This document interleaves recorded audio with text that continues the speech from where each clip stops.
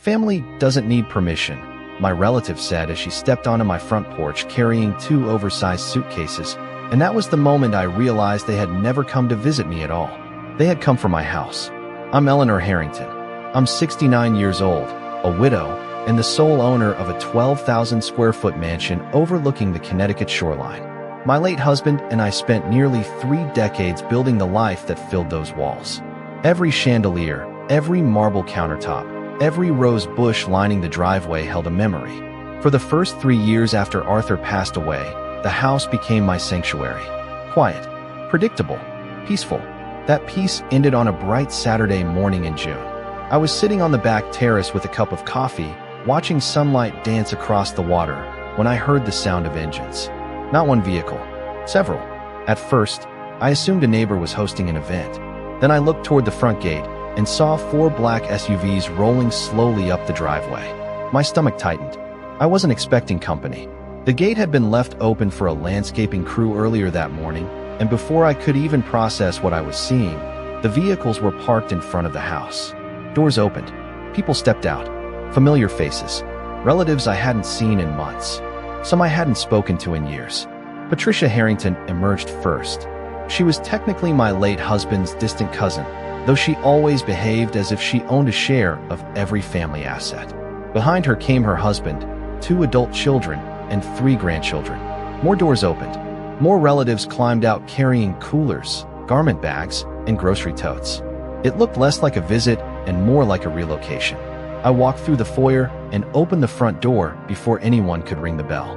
"Patricia," I said carefully. "What's going on?" She smiled as if we were old friends. "Surprise. Family reunion." Her son wheeled a suitcase past me and into the house before I could answer. "Family reunion?" I repeated. "No one told me about a family reunion." Patricia laughed. "That's because we wanted it to be spontaneous." Another relative carried in a stack of folding chairs. Someone else headed toward the kitchen. One teenager asked where the pool towels were kept. They moved with the confidence of people entering a vacation rental they had already paid for. I stood there watching it happen, watching strangers with my last name cross my threshold and claim space inside my home. "How long are you planning to stay?" I finally asked. Patricia adjusted her sunglasses and shrugged. "A week, maybe 2. We'll see how things go." The words hung in the air. A week, maybe 2. Nobody had asked. Nobody had called. Nobody had considered that this was my home, not a family resort. Yet what unsettled me most wasn't their entitlement. It was the certainty behind it. They genuinely believed I would allow it. For a moment, I thought about arguing. I thought about demanding they leave. Instead, I smiled politely and stepped aside. Patricia seemed pleased. She mistook my silence for surrender. Most people do. What she didn't know was that every entrance to the property was monitored. Every hallway, every exterior door, every common room. As the relatives spread through the mansion, choosing bedrooms and making themselves comfortable, I walked quietly into my study, opened my laptop, and pulled up the security system. One camera after another flickered onto the screen. The house was full. They thought they had arrived uninvited and taken control. They had no idea they had just stepped into the first page of a very expensive mistake. The next morning, I woke up earlier than usual. For a few seconds, everything felt normal. The ocean beyond my bedroom windows shimmered beneath the rising sun, and the house was quiet. Then I heard footsteps overhead. A door slammed somewhere down the hall. Laughter echoed from the guest wing. Reality returned all at once. My relatives were still there. I dressed, walked downstairs, and found my kitchen transformed into something I barely recognized. The granite island was covered with cereal boxes, coffee cups, snack wrappers, and grocery bags. 2 of Patricia's grandchildren sat at the counter scrolling through their phones. Someone had rearranged my coffee station. Someone else had emptied half the refrigerator. Nobody looked surprised to see me. In fact, most of them barely acknowledged me at all. One of Patricia's sons opened my refrigerator door and frowned. "We are going to need more drinks," he said. Not a greeting, not a thank you, just a complaint. I poured myself a cup of coffee and listened. Throughout breakfast, conversations flowed around me as though I were invisible. Plans were being made. Beach outings, shopping trips, pool parties, dinner reservations. Every activity centered around my property, as if it were a resort they had booked months in advance. Patricia eventually entered the kitchen wearing a bright designer tracksuit and carrying a tablet. "I assigned bedrooms last night," she announced cheerfully. "The upstairs East Wing works best for the families with children." I nearly laughed. She had assigned rooms in a house she did not own. Yet nobody questioned it. Nobody seemed to find it unusual. The confidence fascinated me. It was not the confidence of guests. It was the confidence of people who believed they had a right to be there. Later that afternoon, I walked through the mansion pretending to check on routine household matters. In reality, I was observing. The game room was crowded. The pool area was full. Lounge chairs had been moved. Towels were scattered everywhere. Someone had connected speakers to the outdoor entertainment system without asking permission. Every corner of the property showed signs of occupation. At one point, I stepped into the library and found two relatives discussing potential renovations. One pointed toward a wall and suggested opening the space into a larger sitting room. Another talked about replacing furniture.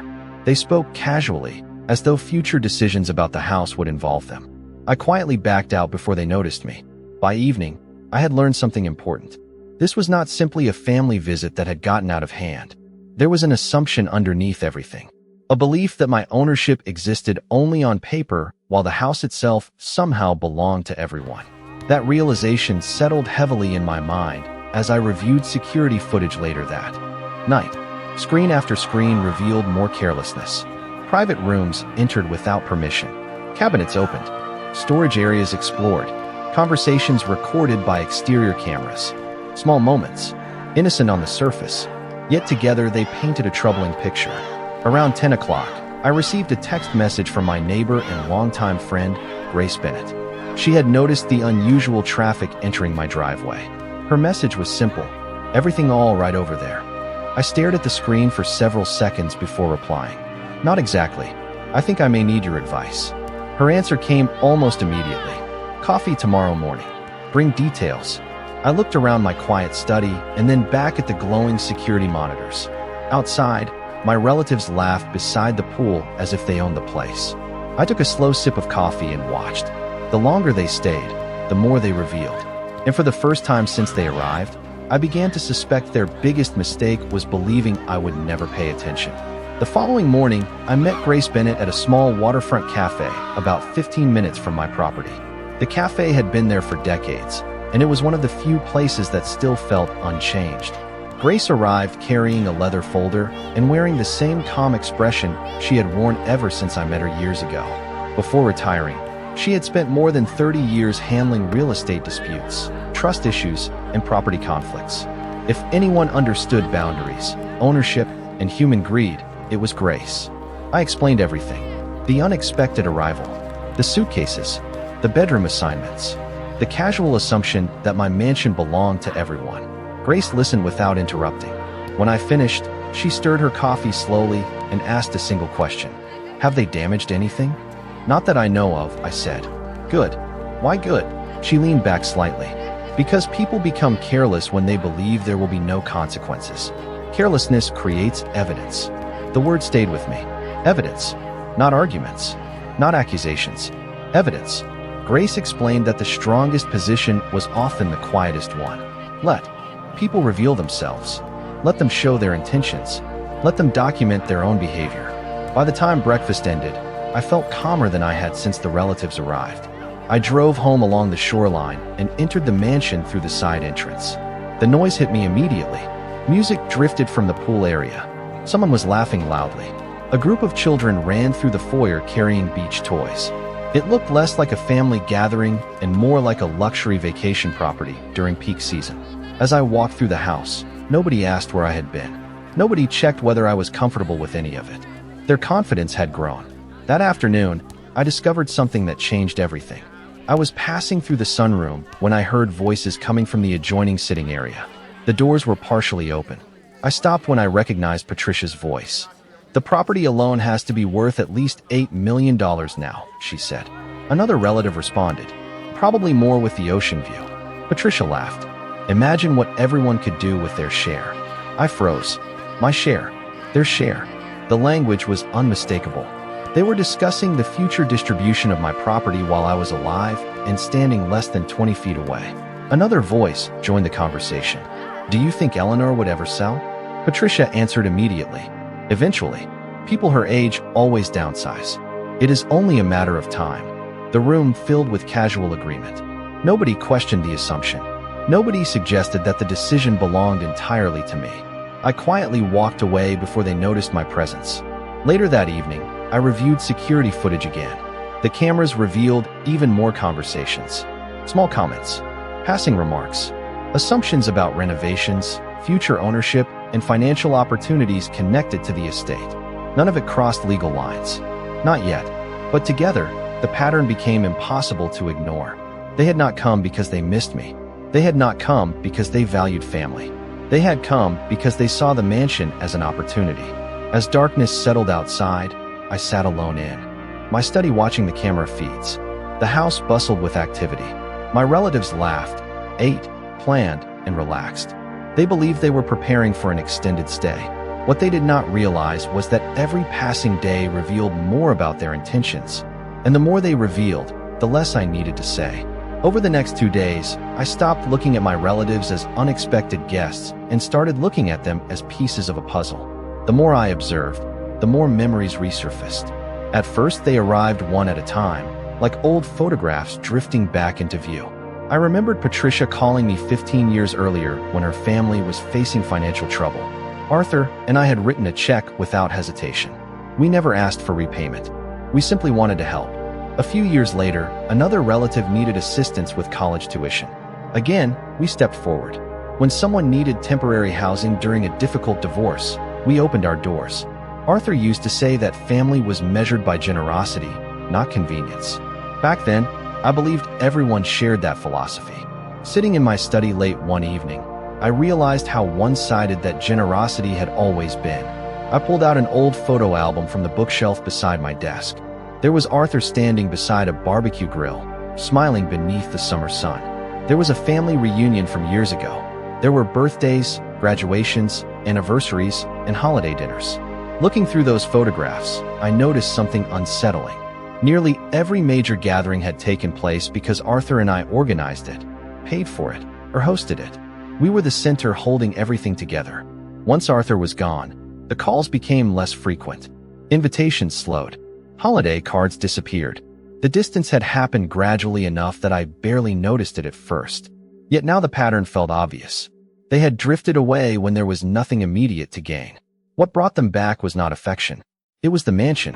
The following afternoon, I witnessed another revealing moment. I was walking through the west hallway when I heard Patricia speaking to several relatives near the grand staircase. "This place is too much for one person," she said. "Imagine trying to maintain all of this alone." Someone agreed. Another suggested that eventually it would make sense to divide the property or sell it altogether. They spoke about my future as though I were absent from it. I continued walking without acknowledging them. Their conversation followed me long after it ended. Later, I sat beside the large windows overlooking the water and thought about Arthur. He had worked tirelessly to build the life we shared. Every business risk, every long week, every sacrifice had contributed to what now stood around me. The mansion was not simply a valuable asset. It represented decades of commitment, planning, and effort. Hearing relatives discuss it like a prize waiting to be claimed stirred something deep inside me. Not anger, clarity. That night, another message arrived from Grace. She asked how things were progressing. I responded with a brief summary. A few minutes later, she called. After listening quietly, she said something I would not forget. People reveal their true intentions when they think ownership is inevitable. I looked toward the security monitors glowing across my desk. Family members moved through hallways carrying snacks, towels, and shopping bags. They looked comfortable, relaxed, certain. They believed time was working in their favor. What none of them understood was that every assumption they made was exposing exactly how they viewed me. Not as family, not as a person, simply as an obstacle standing between them and something they wanted. And once I accepted that truth, the next step became much easier. The next morning began with an unexpected opportunity. I had no intention of creating a trap, but sometimes people reveal more than they should when they believe nobody is paying attention. After breakfast, most of the family headed toward the pool area while others left for shopping and sightseeing. The house finally grew quiet. I spent an hour in my study reviewing notes, and organizing copies of security footage. Then I remembered an old storage cabinet in a rarely used office near the East Wing. Years earlier, Arthur had used the room for business records before converting it into a guest workspace. Most relatives did not even know it existed. An idea formed in my mind. Nothing illegal, nothing dishonest, simply an observation. I gathered several outdated folders, blank forms, expired property surveys, and miscellaneous paperwork that had absolutely no legal value. I arranged them neatly inside a large file box and placed it on top of the cabinet where it would be visible to anyone curious enough to look. Then I left the office door slightly open and went about my day. By late afternoon, I noticed subtle changes. Patricia seemed distracted. She kept disappearing into different parts of the house. Twice I saw her whispering with relatives near the staircase. During dinner, conversations stopped whenever I approached. Nobody said anything directly, but the atmosphere had shifted. Curiosity had entered the room. That evening, I sat quietly in the library reading while the rest of the family gathered in the great room. Their voices drifted through the hallway. Around 9 o'clock, I returned to my study and checked several interior camera feeds. Within minutes, I found exactly what I suspected. Earlier that afternoon, Patricia and 2 relatives had entered the office. They examined the file box. They removed folders. They spent nearly 40 minutes reviewing documents that meant absolutely nothing. What fascinated me was not their behavior. It was their reaction. Their expressions suggested they believed they had discovered something important. They photographed pages with their phones. They pointed at diagrams. They whispered excitedly. One relative even smiled. Watching the footage, I realized they were no longer simply enjoying a free stay. They were actively searching for information. The next day confirmed it. At lunch, I overheard Patricia speaking with her son on the terrace. "Things are not always what they seem," she said with a knowing smile. "There may be more opportunities here than anyone realizes." Her son nodded. I knew it. Neither noticed me sitting inside the adjacent sunroom. I remained silent. Later, Grace called to check in. I described what I had seen. She laughed. Softly. "People often tell you exactly who they are when they think they have discovered an advantage." We spoke for nearly 30 minutes. Before ending the call, Grace offered one final piece of advice. Do not interrupt them. Let them continue. That evening, I walked through the mansion as the sun disappeared beyond the water. Family members lounged beside the pool. Others watched movies in the theater room. Everything looked peaceful. Yet beneath the surface, something had changed. Their confidence was growing faster than ever. They believed they were getting closer to something valuable. They believed they were uncovering secrets. They believed they were one step ahead. Standing alone on the terrace, listening to distant laughter drift across the property, I realized their certainty was becoming the very thing that would expose them. 3 more days passed, and the atmosphere inside the mansion continued to change.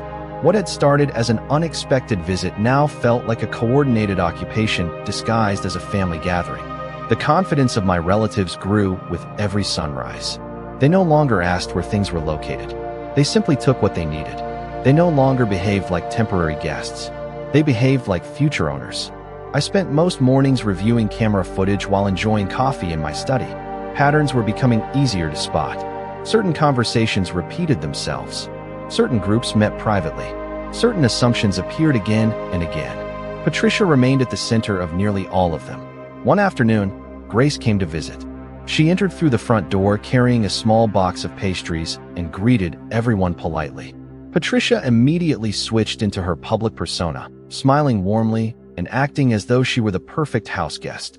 Grace observed everything without appearing to notice anything. After a few minutes, we retreated to the study. I showed her selected footage and explained several conversations I had overheard. Grace watched quietly. When the final clip ended, she folded her hands and looked at me. "They have become very comfortable." "Too comfortable," I replied. She nodded. "That is useful." We spent the next hour organizing records.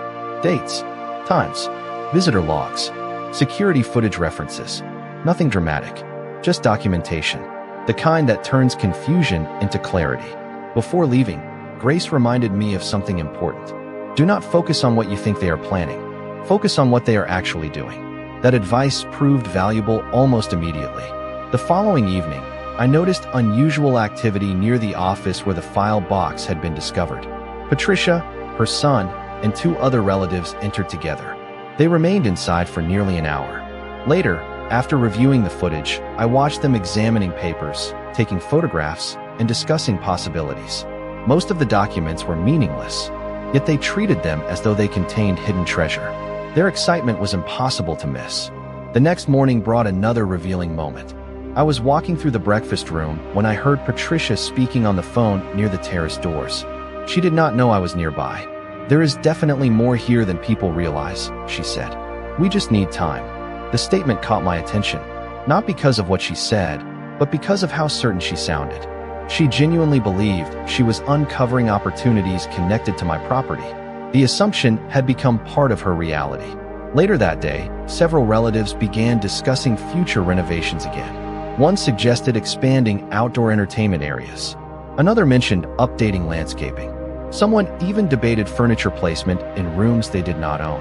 I listened quietly while passing through the hallway. Nobody lowered their voice. Nobody seemed concerned about being overheard. That was the remarkable part. They had convinced themselves that their involvement was inevitable. That evening, as the sun disappeared beyond the water and golden reflections stretched across the shoreline, I sat alone on the terrace. Laughter drifted from the pool area behind me. Glasses clinked. Conversations continued. Everyone appeared relaxed. Yet I felt calmer than I had since their arrival. For the first time, I could clearly see the direction this situation was heading. They believed they were gathering information. In reality, they were creating a record of their own assumptions. And with each passing day, that record became more complete. By the second week, the mansion no longer felt crowded to my relatives. It felt permanent. That was the most revealing change of all. People who expect to leave eventually remain cautious. People who believe they belong become careless. Every day provided another example. Patricia had started referring to certain rooms by names she invented herself. The guest suite overlooking the water became our wing. The upstairs lounge became the family room. Even the pool schedule was organized as though she were managing a private resort. Nobody challenged her. The others simply followed along. One afternoon, I walked through the courtyard and noticed 2 relatives discussing landscaping improvements. They were comparing prices for stone pathways and outdoor lighting. Neither of them had contributed a single dollar to the property, yet they spoke with remarkable confidence about future upgrades. I continued walking without interrupting. Their assumptions were becoming stronger than reality. Meanwhile, Grace and I remained focused on facts. Every few days we met to review notes, footage, and timelines. The collection had grown surprisingly large. Dates, conversations, visitor activity, statements regarding ownership, discussions about future plans. None of it was dramatic on its own. Together, however, it painted a clear picture. During one meeting, Grace pointed to several entries and smiled. "Notice something?" she asked. I studied the notes. The same names appeared repeatedly. The same conversations. The same expectations. "They keep repeating themselves," I said. "Exactly," Grace replied. "People tell the truth when they stop realizing they are saying it." Her observation stayed with me. The following evening, I witnessed another moment that confirmed everything. A group of relatives had gathered near the outdoor fireplace after dinner. I was returning from the garden when I heard my name mentioned. I stopped before entering the patio area. Patricia was speaking confidently to several family members. "The important thing is staying patient," she said. "Eventually, everything changes." Someone asked what she meant. Patricia laughed softly. "Life changes. Circumstances change.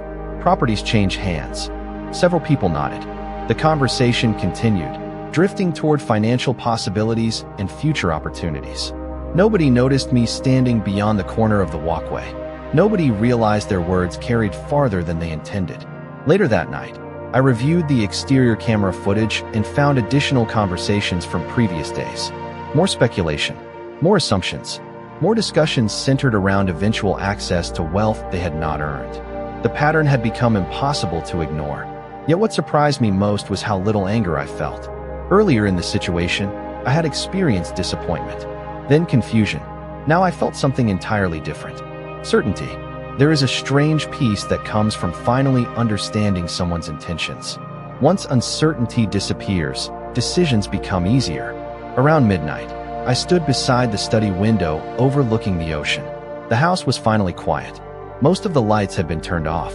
Reflections shimmered across the water beneath the moonlight. Somewhere upstairs, my relatives slept comfortably, convinced they were steadily moving closer to their goal. What they did not understand was that their confidence had become my greatest advantage. Every assumption they made, every conversation they shared, every plan they discussed, all of it strengthened the same conclusion. They believed time was helping them. In reality, time was documenting them. And with each passing day, the path forward became clearer than ever before. The turning point arrived on a quiet Thursday morning.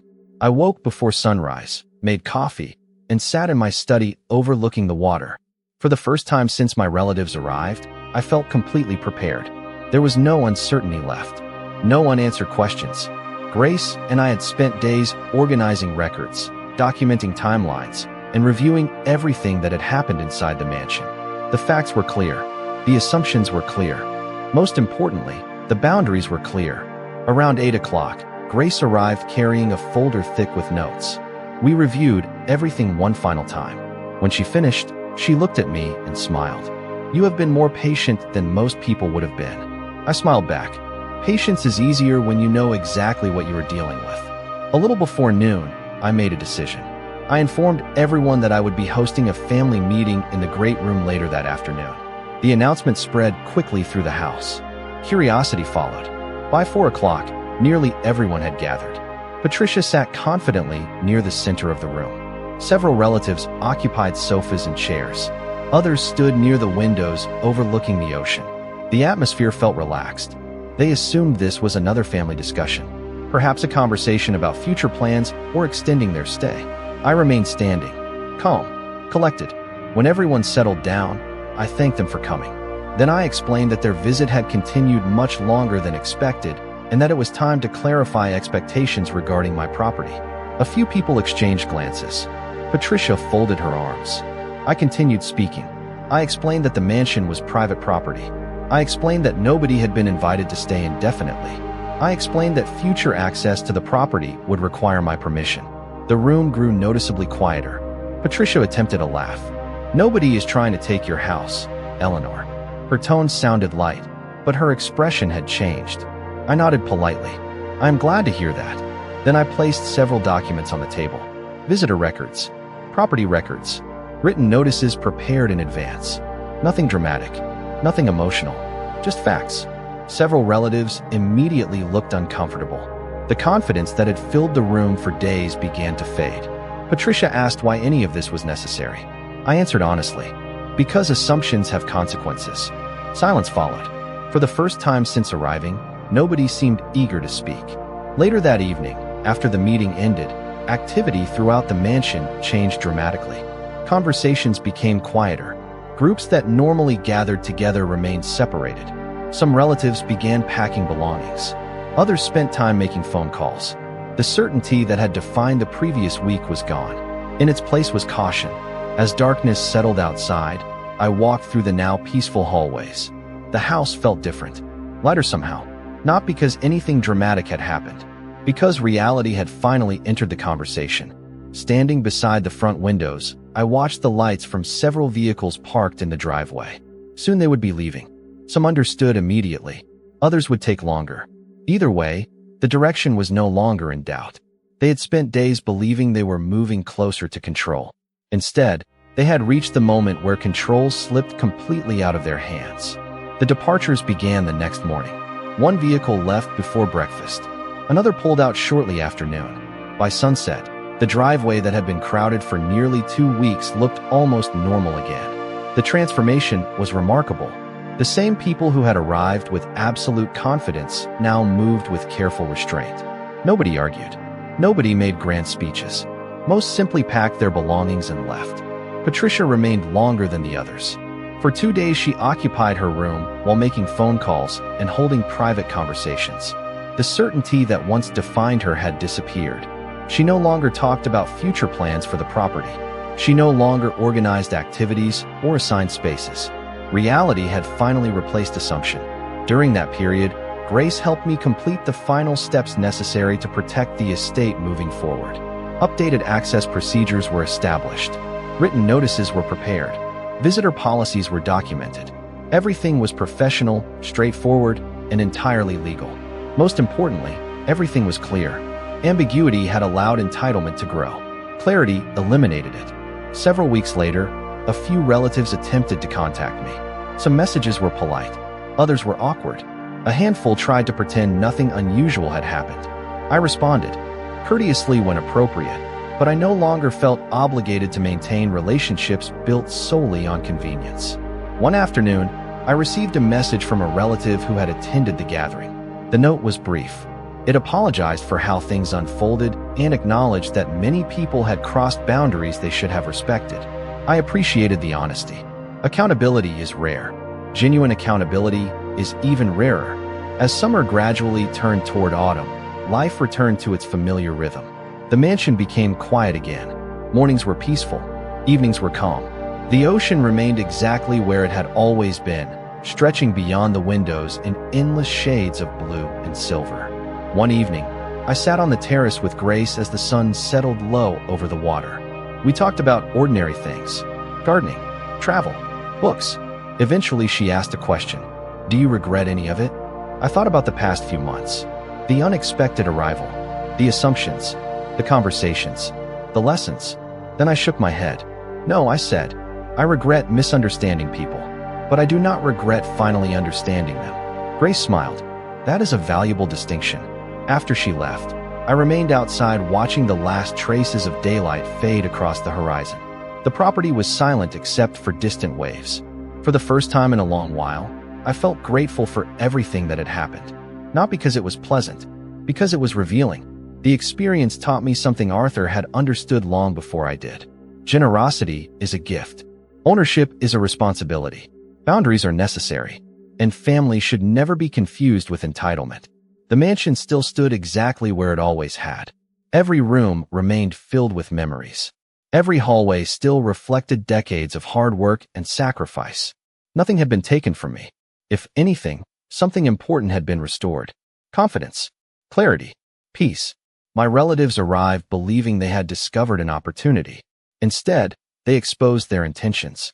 In the end, the house remained mine, the future remained mine, and the people who mistook kindness for weakness left with a lesson they would not soon forget.